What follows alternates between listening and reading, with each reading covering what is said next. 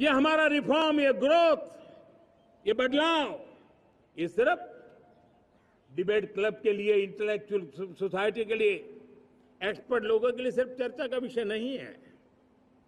साथियों, हमने राजनीतिक मजबूरी के कारण नहीं किया है। हम जो कुछ भी कर रहे हैं वो राजनीति का भागा गुणा करके नहीं सोचते हैं।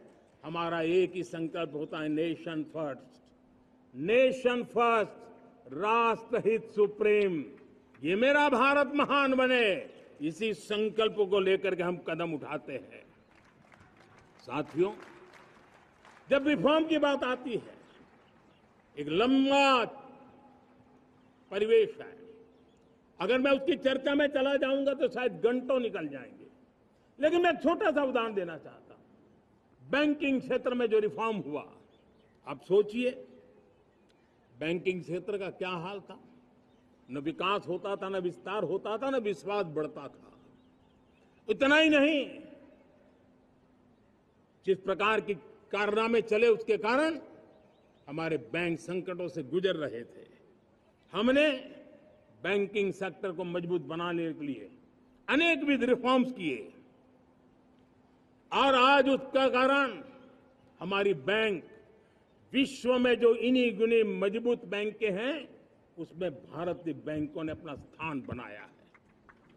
और जब बैंक मजबूत होती है ना, तब फॉर्मल इकोनॉमी की ताकत भी बढ़ती है। जब बैंक की व्यवस्था बन जाती है, तब सामान्य खास करके मध्यम वर्ग के परिवार की जो रिक्वायरमेंट होती है, उसको पूरा करने की सबसे बड़ी ताकत बैंकिंग सेक्टर में होती है।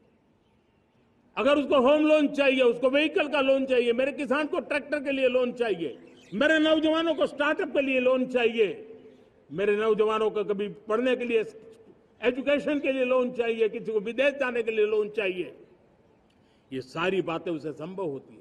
मुझे तो खुशी है कि मेरे पशुपालक भी, मेरे मछली पालन करने वाले भाई बहन भी आज बैंकों से लाभ ले रहे हैं।